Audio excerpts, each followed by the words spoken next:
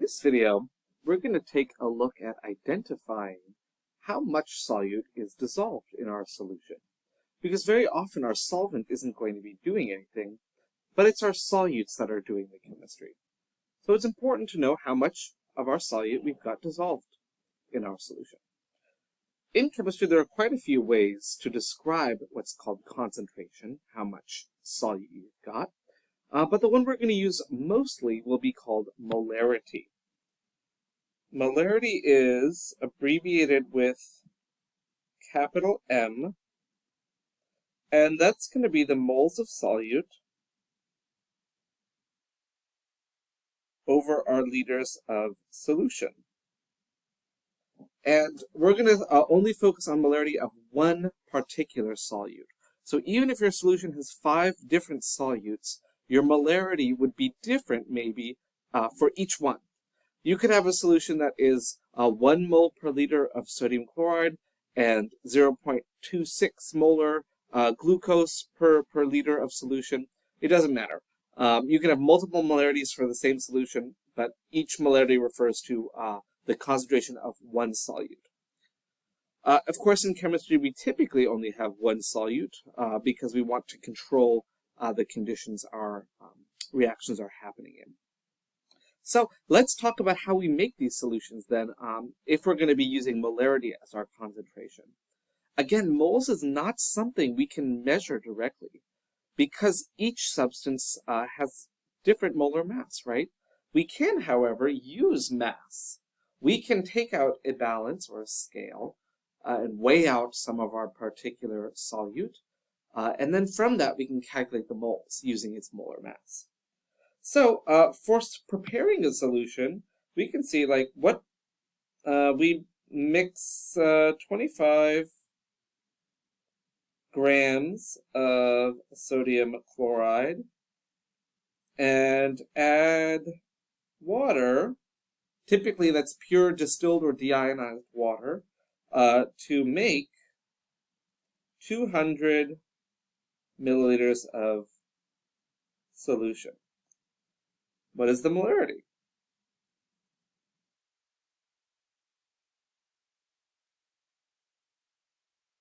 So in order to answer this, we need to make sure we have a couple things in order. Mostly our units. Remember that molarity is moles over liters. And so we're going to need moles of sodium chloride per liter of solution. We often will express liters of solution as milliliters because these are just the units that we happen to work with on normal bases. 200 milliliters, hopefully we'll be able to very easily see that this is 0.2 liters. That's just using your metric prefixes. Use some dimensional analysis, you'll see how we got that number. So we have our liters of solution. That's great. But how do we get from the grams of sodium chloride to moles? Well, for that we have to use the molar mass, right? So for 25 grams of sodium chloride, we're going to be using our calculator. We're going to add up the atomic masses of sodium chlorine, so 22.99 for sodium plus 35.45 for chlorine is 58.44 grams for 1 mole. And we're going to go ahead and do that division. So 25 divided by our answer. And we get 0.4227, nope, I don't know how to read, 7789, whatever. We're going to need 3 sig figs for this number, but we're not going to round it right away because we're still going to do some division. So that's our moles. And if we want to dissolve that now, we're going to be dissolving this in 0.2 liters. So the molarity will simply be 0.427789 with 3 sig figs over 0.2 liters with 4 sig figs. And we will get therefore our answer with 3 sig figs, which is 2.14.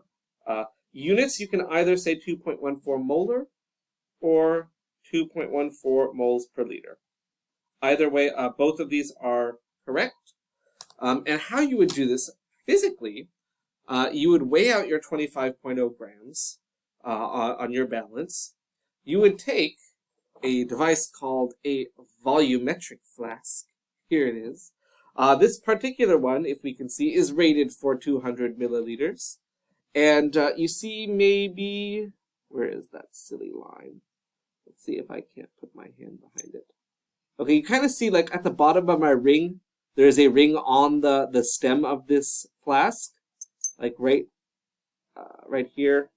Maybe on the back of the calculator would be easier to see. Yeah, kind of see that white line there? That's the line that tells you exactly 200 milliliters. So you're going to put in your solid, and you're going to add water up until you reach that line. That line tells you that you have reached your volume.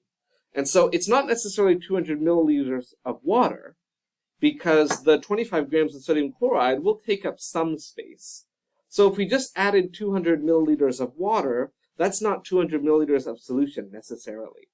So with this, you always want to be careful. So in lab, you would be doing this. You would fill it up to 200. That's how you know your solution volume is 200 milliliters, no matter how much water it takes to get there. Since the amount of water we don't really care about. We care about the amount of solution.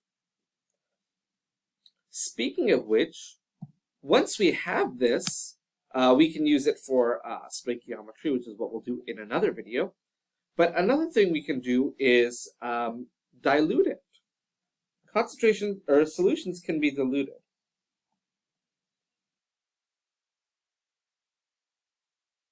They can be diluted as well. So if I was very interested in this 2.14 molar solution, we could say if I have, I've got 5 molar sodium chloride solution. If I have this already concentrated solution, so it's got a relatively high amount, I can simply add water to it to lower the concentration, because I'm increasing the amount of solution. By lowering the, by increasing the volume, the liters, I will decrease my molarity.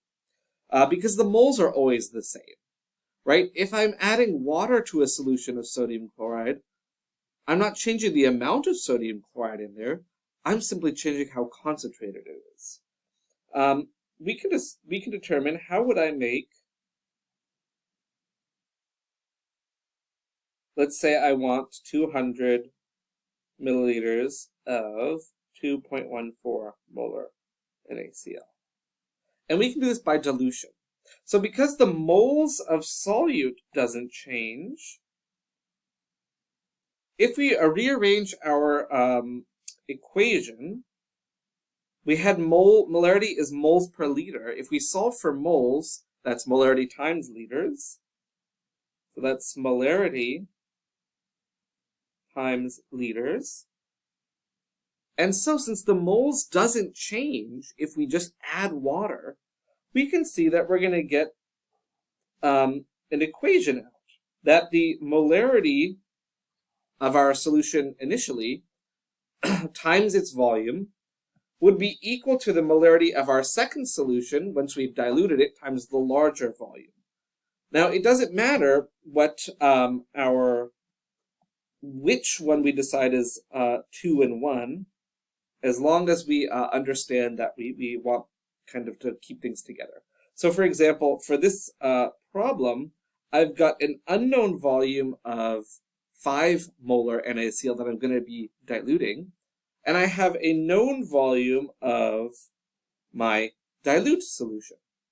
So I can say either the 5 molar solution will be solution 1, or the 2.14 molar will be solution 2. Doesn't matter. The math will work out either way. Let's say we're going to have solution 1 be our 200 milliliters. So best part about this equation, we don't have to worry about the units as long as we have the same units on both sides. So we're going to have, as long as we got molar or some derivation, we can have millimolar, micromolar, whatever. We can have on the other side, the volume can be both in milliliters, liters, cubic meters, who cares? As long as on both sides of our equation, the units are the same. So if I plug in milliliters, we can say that 200 milliliters times 2.14 liters will have the same concentrate or moles of sodium chloride as our unknown. I'm sorry, did I just put, there we go. We have our unknown amount of 5 molar solution that we're going to need to dilute. Notice that because we've used milliliters here, V2 in this case will be in milliliters as well, because the molars will cancel out. We'll be left with milliliters. So we'll be able to work with that. So it's simply a matter of solving now for our second volume. So we're going to see that 200 times 2.14 divided by 5, we get 85.6 mLs.